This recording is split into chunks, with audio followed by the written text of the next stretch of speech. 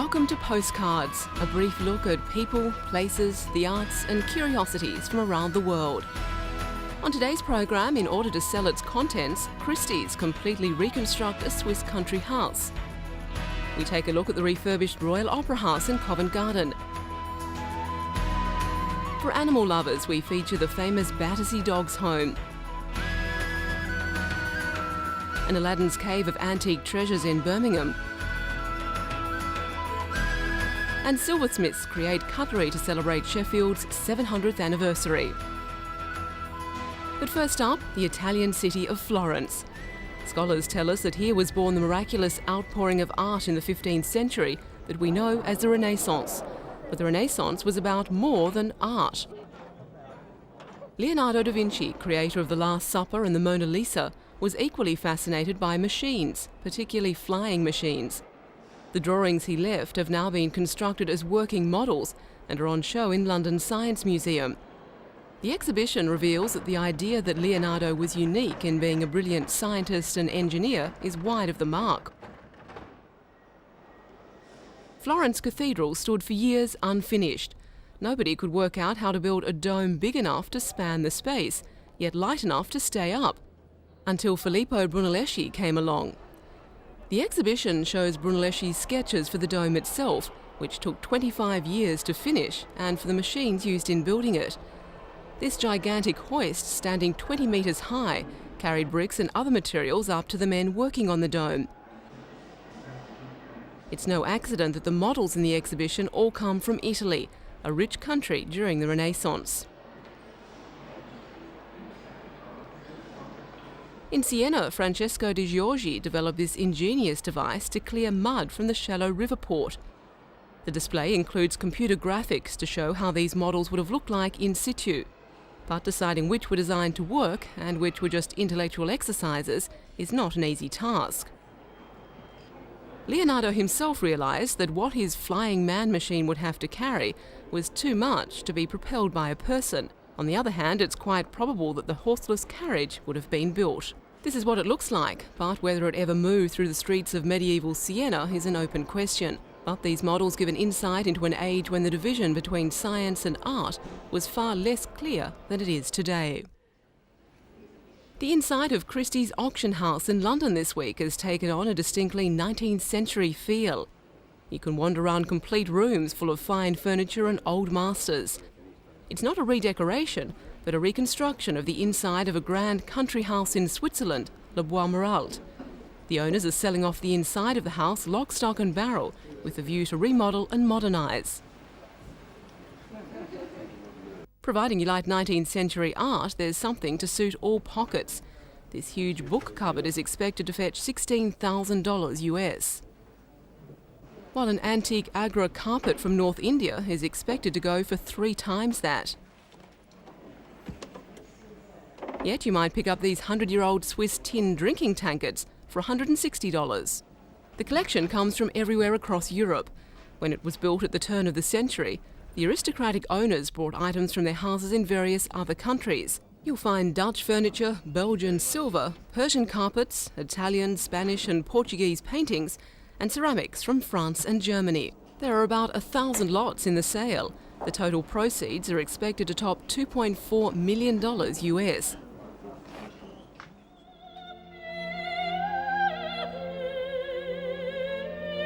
The strains of grand opera will once again waft through the narrow streets of Covent Garden, London's one-time fruit and vegetable market.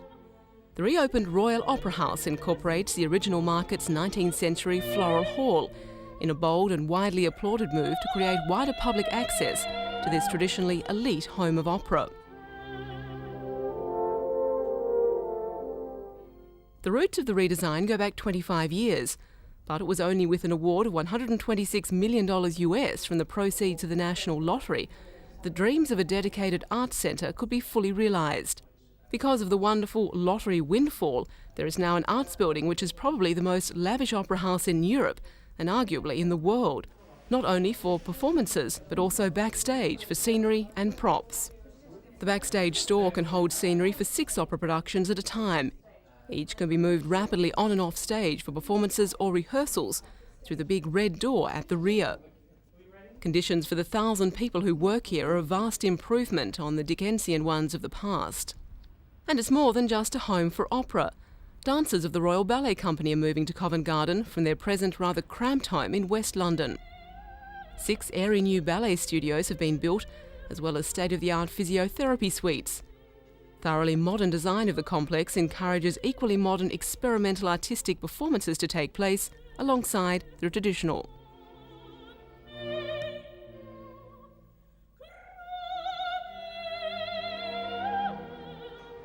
After all the delays, revisions and all too public management rows of the last few years, the final touches are being put on the $342 million US opera and arts complex, ready for its first full production next week.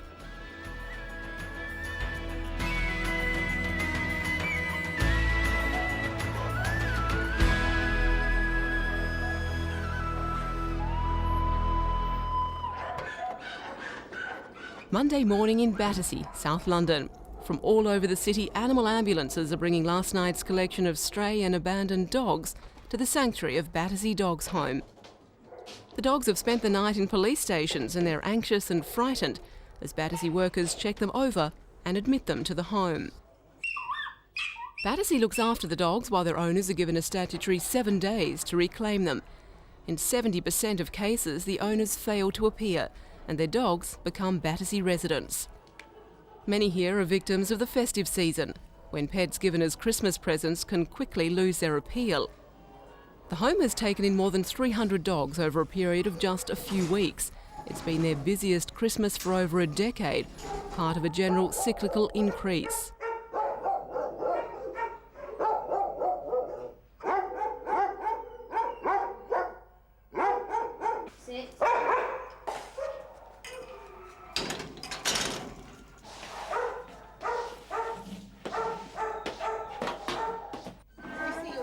Some owners, though, do come looking for their dogs.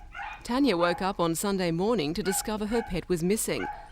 From the description Battersea workers gave her over the phone, she's hoping he's ended up here. Luckily for both of them, he has, and an anxious 24 hours are over. Reuniting dogs with their owners is a service that's grown as British attitudes towards their pets have changed. Originally known as a temporary home for lost and starving dogs, Battersea began life in 1860 to care for the stray dogs roaming London at the time.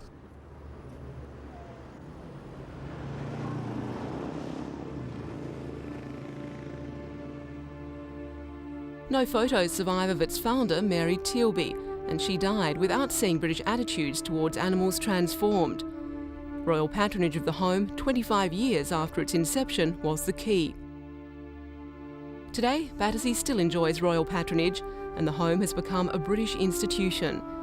Tens of thousands of visitors flock here every year, hoping to find a new pet amongst the unclaimed strays and unwanted animals waiting for a home.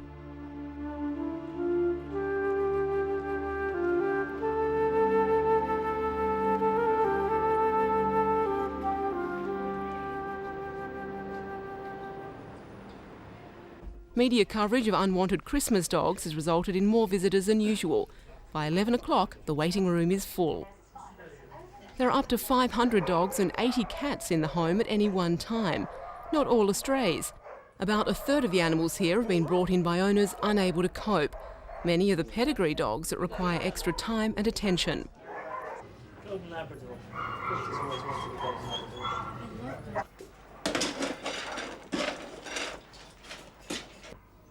After filling in an application form, potential owners go through a series of interviews with Battersea's rehoming staff to ensure they're matched up with a suitable dog. Inquiries are made about their circumstances, their lifestyle, whether they have children, other pets, whether they live in a house or a flat, and how many hours they're out during the day if they work. The Clark family have already seen the dog they want, but they have a cat, and their chosen dog turns out to have a problem in that area. The computer suggests a collie called Power Ranger could be more suitable for the Clarks. Clark's meeting with Power Ranger goes well, but the computer records show that he needs to demonstrate he can tolerate cats. A meeting is arranged and a cat with nerves of steel is brought to one of the home's meeting rooms. Power Ranger ignores her and passes the test. The cat breathes a sigh of relief, and Power Ranger, now renamed Ben by the Clarks, has a new family. Battersea's unique dating agency has produced another successful match.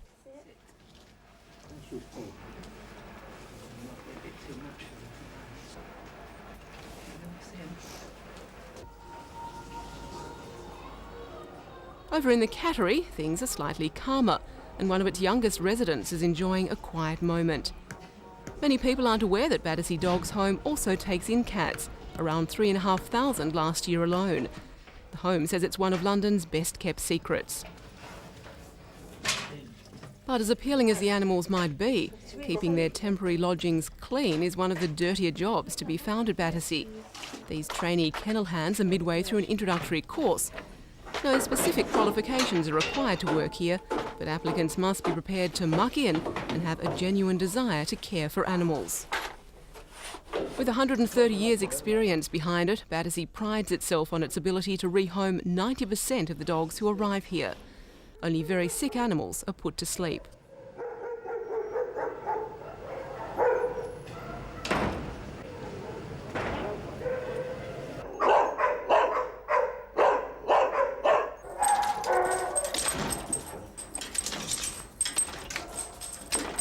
Dogs who are suitable for rehoming, like Nova, are kept until they find a home.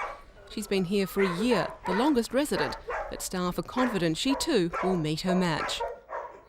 What makes them so sure is the success in rehabilitating animals with behavioural problems. The staff are skilled in behavioural assessment and able to re-educate dogs who might otherwise be too dangerous or too difficult to rehome. The work is done through play routines and by rewarding a dog for good behaviour. Pauline, the boxer dog, has been through her period of rehabilitation and is looking forward to going home with new owners, John and Shane. Their old boxer died last week of cancer, and when they saw Pauline, now renamed Bosco, they bonded instantly. The cost of a Battersea dog is $80 or $100, depending on whether it's a pedigree. The cost covers inoculations and the injection of an identification microchip. If the dog is lost again, it can be scanned and its owners traced. Like hundreds of thousands of dogs over the years, Bosco is about to become part of a new family. The lost animal is scanned as they arrive, and she automatically comes up with a number. You're not a number, you're a free dog. So if you'd like to make your way around to reception later. Okay. Everybody who works at Battersea says it's an extremely emotional place. An animal arrives traumatised and rejected, but soon leaves with new owners who are determined to give it another chance. It's the start of a new life for all concerned, and yet another successful marriage for that most British of British institutions, Battersea Dogs Home.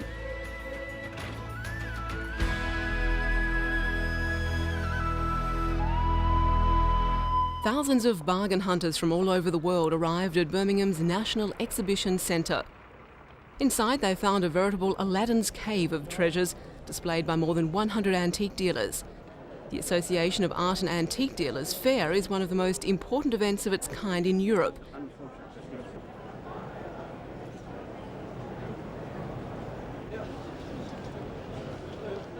There's a huge variety of objects for sale, from this beautiful 17th century Dutch mother-of-pearl plaque by Cornelius Bedleken, to this full-sized stuffed American buffalo, which appeared alongside Kevin Costner in Dances with Wolves, a snip at $30,400.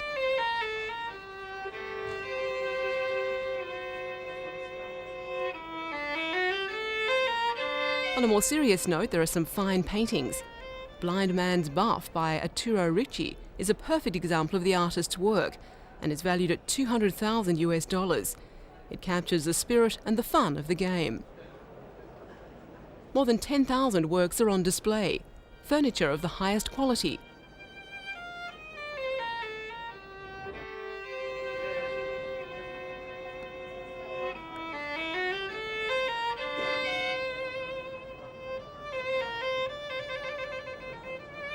Grandfather clocks to set any customer's pulse racing.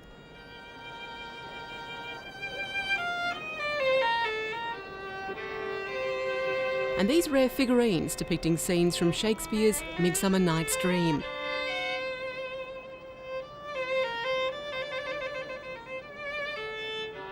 This 19th century bronze is expected to fetch $25,600.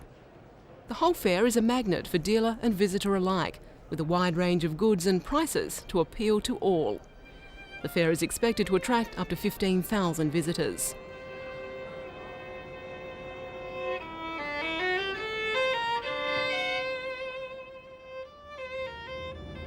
The city of Sheffield in northern England. For decades its name was synonymous with steel, its foundries producing everything from battleships to cutlery.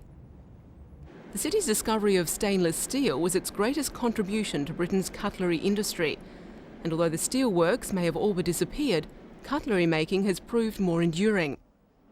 A unique canteen of cutlery made by Britain's best designers was commissioned by Sheffield to celebrate not only the new millennium, but the 700th anniversary of cutlery making in the city. Knives and scissors are known to have been made there since 1297, thanks to a tax return referring to Robert the Cutler. It started off as a cottage industry with a blacksmith forging knives. Sheffield had an advantage in that there are fast-flowing streams in the area, and the local gritstone was very good at making grindstones for sharpening the blades. Combined with a skilled workforce, it made Sheffield the centre of cutlery for the world. All the pieces are made from silver, with designs like Stella Campion's Griffon knife and dragon fork, which might prove hard to handle, to this fish slice made from a thick gauge of silver decorated with gold and edged with gold. And this serving spoon and teaspoon made from sterling silver, natural shell, twigs and twine, a personal comment on the evolution of the spoon. The assumption that Robert the Cutler was a designer underpins Sheffield's decision to fund individually made pieces, rather than hold a design competition for work that could be mass-produced. The collection also celebrates the founding of the Association of British Designer Silversmiths 4 years ago.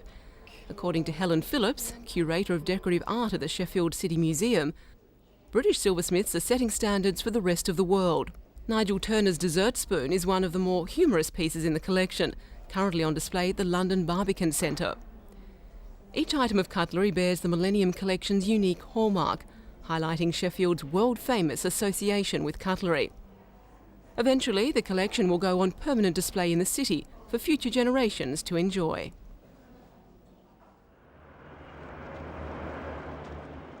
This beautiful 18th century riverside villa at Hampton, southwest London, was created by one of England's most famous actors, David Garrick.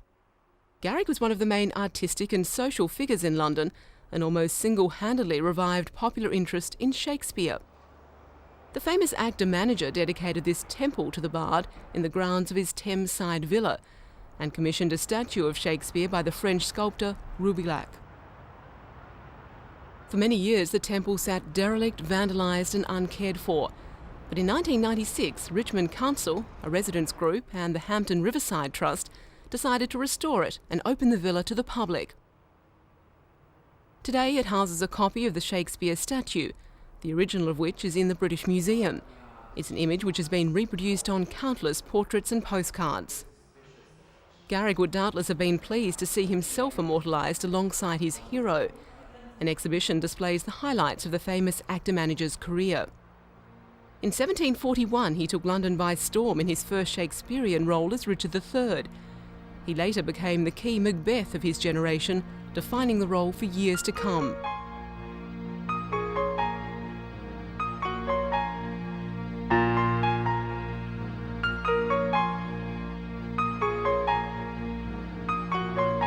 Garrick's cult of Shakespeare transformed the Midlands market town of Stratford-upon-Avon into an international literary shrine following the Shakespeare Jubilee held there in 1769. Through English heritage and lottery grants, the landscape has been restored to its 18th century glory. There are plans to hold concerts and readings here in the idyllic Arcadian grounds, designed by Garrick's neighbour, Capability Brown. It makes an ideal setting.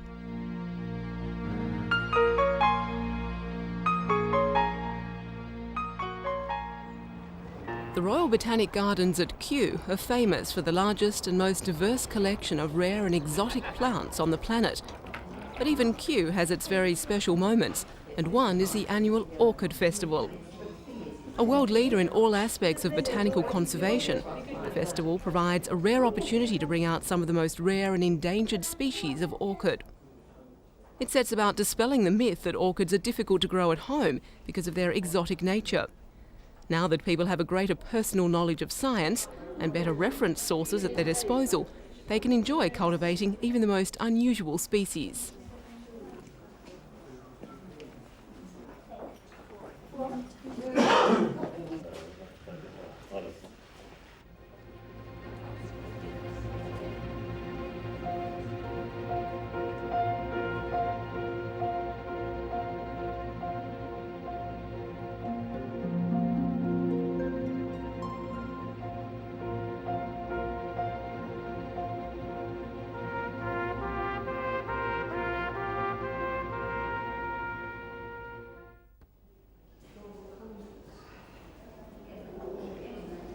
When visitors have learned, among other things, that orchids are pollinated by bats and specialised moths in addition to normal insects, they can take refuge in Kew's Marianne North Gallery with its unique collection of over 800 oil paintings of flowers.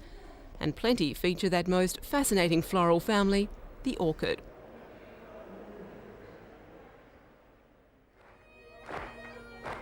A traditional Burns Night gathering.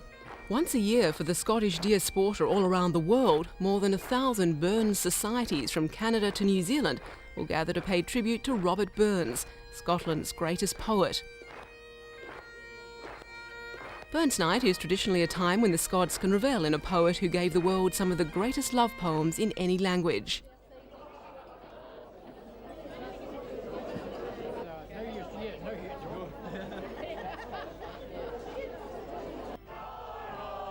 Most people know Burns as the man who wrote Auld Lang Syne, but for Scots and fellow sympathisers, Burns is a writer whose voice struggles to be heard above that of the wassailing expatriate.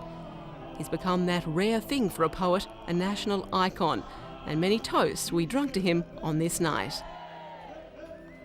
And that's all for today. Join us again next time for a postcard look at interesting people, places and the arts.